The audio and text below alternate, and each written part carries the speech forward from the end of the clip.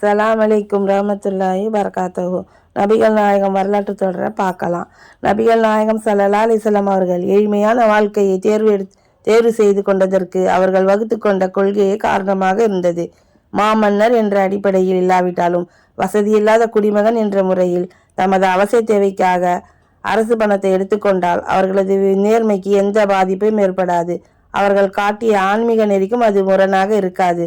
அரசு பணத்தில் ஊதியமாகவோ கடனாகவோ பரிசாகவோ தர்மமாகவோ எந்த ஒன்றையும் பெற்றுக்கொள்வதில்லை என்பதை அவர்கள் ஒரு கொள்கையாகவே ஏற்படுத்தி கொண்டார்கள்.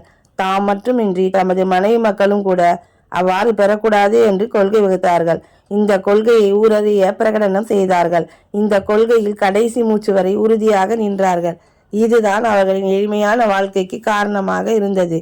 இந்த கொள்கையில் அவர்கள் எந்த அளவு பிடிப்புடன் உறுதியுடனும் இருந்தார்கள் என்பதற்கு பின்வரும் நிகழ்ச்சி சான்றாக அமைந்துள்ளது. நபிகள் நாயகத்தின் தலைமை செயலகமாக இருந்த பள்ளிவாசல் மூலையில் சகாத் என்னும் பொது நிதிக்கு சொந்தமான பேரிச்சம்பழங்கள் குவிந்து கிடந்தன. ஒரு முறை நபிகள் நாயகத்தின் பேரன் ஒருவர் அவற்றிலிருந்து ஒரு பேரிச்சம்பழத்தை எடுத்து வாயில் போட்டுவிட்டார். இதை நபிகள் நாயகம் ஸல்லல்லாஹு அலைஹி வஸல்லம் அவர்கள் பார்த்து விட்டார்கள். உடனே விரைந்து வந்து துப்பு துப்பு என்று தமது பேரனிடம் கூறி துப்ப செய்தார்கள்.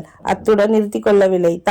நாம் சகாத் பொது நிதி பொருளை சாப்பிடக்கூடாது என்பது உமக்கு தெரியாதா என்று பேரனிடம் கேட்டார்கள். நூல் புகாரி 1485, 1491, 3072. புகாரி நூலின் மற்றொரு அறிவிப்பில் தமது பேரனின் வாயிலிருந்து பேரிச்சம்பழத்தை வெளியேற்றிவிட்டு முகமதின் குடும்பத்தார் சக்காத்தை சாப்பிடக்கூடாது என்பதை அறியவில்லையா என கூறினார்கள் என்று கூறப்படுகிறது. புகாரி 1485.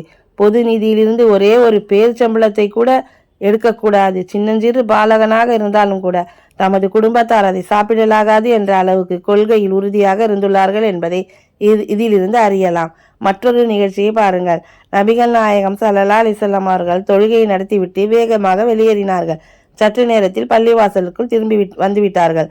ஒரு நாளும் இல்லாமல் நபிகள் நாயகம் ஸல்லல்லாஹு அலைஹி வஸல்லம் அவர்கள் வேகமாக புறப்பட்டு சென்றதையும் உடனே திரும்பி வந்ததையும் நபி தோழர்கள் வியப்புடன் பார்த்து கொண்டிருந்தனர்.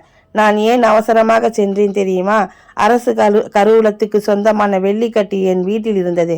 அதை ஏழைகளுக்கு விநியோகம் செய்யுமாறு குடும்பத்தாரிடம் தெரிவித்துவிட்டு வந்தேன் என்றார்கள். நூல் புகாரி 851, 1221, 1430. மரணம் எந்த நேரத்திலும் ஏற்பட்டு விடலாம். ஏழைகளுக்கு சொந்தமான வெள்ளிக்கட்டியை வீட்டில் வைத்து விட்டு மரணித்து விட்டால் குடும்பத்தினர் அதை தமக்குரியதாக கருதிவிடக்கூடும். அவ்வாறு கருதிவிடக் கூடாது என்று அஞ்சியே அவசரமாக புறப்பட்டு சென்று அது பொது நீதிக்கு சொந்தமானது என்று கூறிவிட்டு திரும்பி இருக்கிறார்கள். இன்ஷா அல்லாஹ் இதன் தொடரில் பார்க்கலாம். ஜஸாக்கல்லாஹ்.